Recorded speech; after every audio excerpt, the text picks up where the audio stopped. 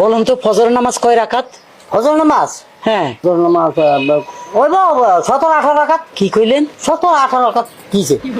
হ্যাঁ 17-18 রাকাত। 17-18 রাকাত ফজরের নামাজ।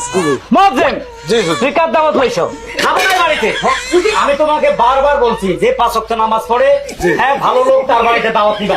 এই লোক ফজর নামাজ বলতে যে 17-18 রাকাত, এর বাড়িতে আমাকে দাওয়াত খাইতে নিয়ে এসছো? হ্যাঁ হুজুর, আমি তো জানি না। বাইরে বাইরে ভুল করেছি 17 রাকাত না, ওটা 27 টাকা 27। এখন কয় 27 টাকা আরো বাড়ে। আর বাড়তে আছে। পাঁচনে আপনি জীবনে নামাজ পড়েন নাই। পাঁচনে কি বলছে?